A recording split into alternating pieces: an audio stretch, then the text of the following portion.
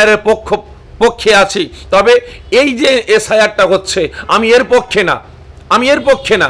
SIR যদি আপনাদের করার প্রয়োজন হতো তাহলে 1940 সাল থেকে নিয়ে 1970 সাল পর্যন্ত জমি দলিল দিয়ে আপনাদের এসআইআর করা দরকার ছিল। তাহলে দুধ কা দুধ পানি কা পানি বোঝা যেত। যেহেতু আপনারা এখন 2002 সালের ভোটার লিস্টকে কেন্দ্র করে এসআইআর করুন, তবে আমার দেশের জনগণ যেন যাদের জন্ম এখানে, যাদের মা বাপ ভাই বোন সবার জন্ম এখানে, তারা যেন বাদ না যায়, দুর্নীতি যেন না হয়, এখানে কোনো রাজনীতির দলের দালালি যেন না হয়ে যায়। যদি আমরা বুঝতে পারি যে আপনারা এসআইআর নাম দিয়ে নিরীহ জনগণকে আপনারা শেষ করার চক্রান্ত করছেন, নিরীহ জনগণের নামগুলোকে আপনারা বাদ দিচ্ছেন, তাহলে আপনাদের বিরুদ্ধে আগামী দিন রাস্তায় আমরা নামতে বাধ্য হব। আমার রাজ্যের নিরীহ জনগণগুলোকে আবারও পেরেশান করার একটা চক্রান্ত। 500 আপনার ভোটার আছে, সেখানে আছে কত, পাওয়া যাচ্ছে 147টা, বাকি গায়েব। বন্যা হয়েছে, ডুবে গেছে, তাদের কাছে কোনো নথি নাই, তারাই এসআইআরকে কেন্দ্র করে কি নথি দেখাবে? দেখেন, সব থেকে বড় জিনিস হচ্ছে কোনো রাজ্য সংবিধানের ঊর্ধ্বে না, কোনো রাজ্যের মুখ্যমন্ত্রী সংবিধানের ঊর্ধ্বে না। আজকে আমার দেশ যে সংবিধান, যে আইন পাস করবে, প্রত্যেকটা রাজ্যের মুখ্যমন্ত্রীদের পালন করতে হবে। আমাদের রাজ্যের মুখ্যমন্ত্রী তিনি আন্দোলন প্রতিবাদ করেছিলেন আমাদের রাজ্যে এসআইআর করতে দেবেন না, কিন্তু তিনিও দীর্ঘদিন ধরে আন্দোলন প্রতিবাদ করেছেন, বিভিন্ন জায়গায় জনসমাবেশ করেছেন যে আমরা এসআইআর করতে দেবো না, যাতে আমাদের যা আন্দোলন করতে হয় করব, প্রয়োজন হলে দিল্লিতে গিয়ে আমরা আন্দোলন করব, কিন্তু সেটা কামিয়াবি হয়নি। এসআইআর হচ্ছে এবং সেখানে আমরা এটা দেখতে পেলাম যে দিল্লি থেকে কোনো বা কেন্দ্র থেকে কোনো অফিসার তারা এসে আমার রাজ্যে এসআইআর করছে না, করছে কারা? আমার রাজ্যের সরকারি আধিকারিকরা, তাঁরা এসআইআর করছেন। বাড়িতে বাড়িতে গিয়ে বেরোর অফিসাররা গিয়ে এসআইআরের কাগজপত্র নথি তারা খতিয়ে দেখছেন। সবথেকে বড় জিনিস হচ্ছে এটাই, আমার দেশ স্বাধীন হয়েছে ইংরেজ সরকারের শাসন, শোষণ, অত্যাচার, জুলুম থেকে আমার দেশের জনগণকে বাঁচাবার স্বার্থে আমাদের পূর্বপুরুষেরা তাদের সন্তানদের শান্তিতে বসবাস করানোর স্বার্থে আমাদের পূর্বপুরুষেরা, হিন্দু মুসলমান প্রত্যেকটা ধর্মের মানুষ কাঁধে কাঁধ হাতে হাত মিলিয়ে তেনারা ইংরেজ সরকারকে দেশ থেকে তাড়িয়েছে। কিন্তু দুঃখের বিষয় হচ্ছে এটাই যে আমার দেশ স্বাধীন হয়েছে ইংরেজ সরকারের হাত থেকে, কিন্তু আমরা জনগণ আমরা স্বাধীনতা পাইনি। আমরা ভারতের জনগণ ইংরেজ সরকারের হাত থেকে স্বাধীনতা পেয়েছি, কিন্তু তারপরেও আমরা ভারতীয় নাগরিক, আমরা স্বাধীনতা পাইনি জুলুম, অত্যাচার, নির্যাতন থেকে।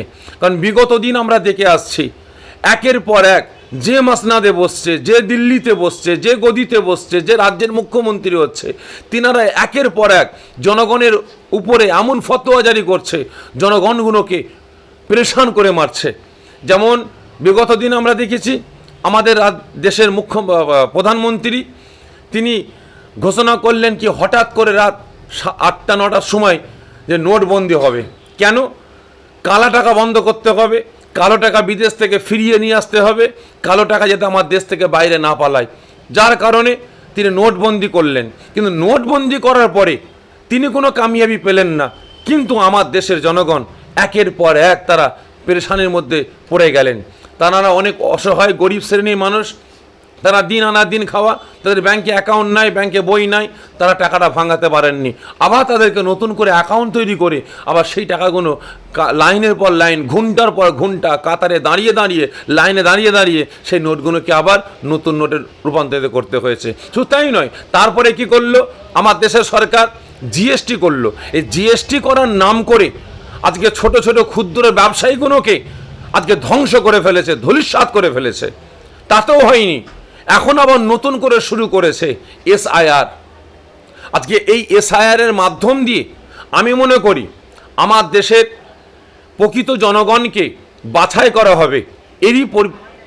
এর জন্য এসআইআর করা হচ্ছে কি আমার দেশের নাগরিক আর কে উঠাইগিরি, কে অন্য অন্য দেশ থেকে এসে আমার দেশে বসবাস করছে।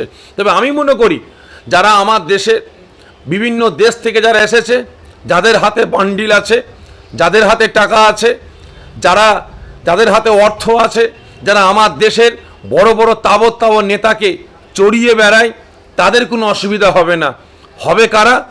আমার দেশে যাদের জন্ম, আমার দেশে যারা নাগরিক, যারা অসহায়, যারা গরিব, যারা মূর্খ শ্রেণীর, যারা অজ্ঞ শ্রেণী, যারা স্কুল কলেজে মাদ্রাসায় পড়াশোনা করেনি, যারা দিন আনা দিন খাওয়া, যারা মজদুর খেটে বেড়ান, তাদের অসুবিধা হবে। এবং বিশেষ করে আরও লক্ষ্য করা যাচ্ছে, আমরা যেটা তদন্ত করে পেয়েছি, যে সমস্ত এলাকায় বন্যা হয়েছে, ডুবে গেছে, তাদের কাছে কোনো নথি নাই। তারা এসআইআরকে কেন্দ্র করে কি নথি দেখাবে?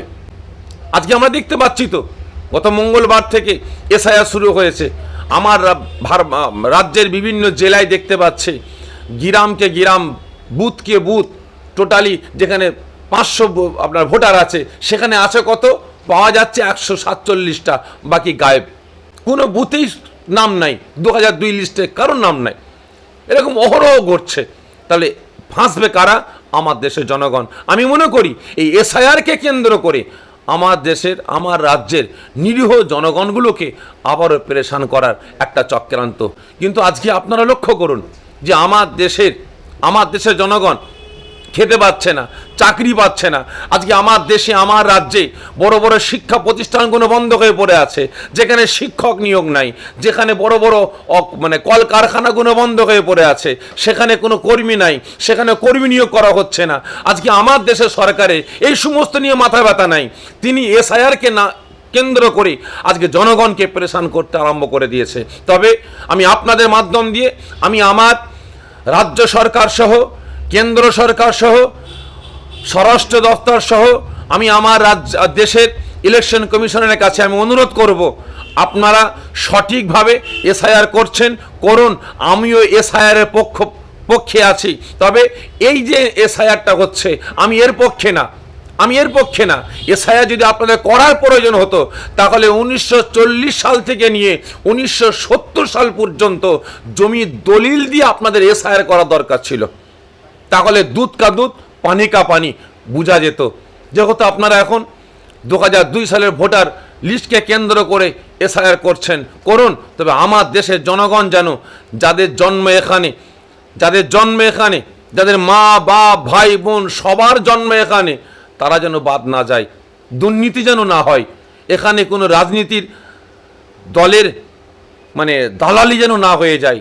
যদি আমরা বুঝতে পারি যে আপনারা এসআইআর নাম দিয়ে নিরীহ জনগণকে আপনারা শেষ করার চক্রান্ত করছেন, নিরীহ জনগণের নামগুলোকে আপনারা বাদ দিচ্ছেন, তাহলে আপনাদের বিরুদ্ধে আগামী দিন রাস্তায় আমরা নামতে বাধ্য হব।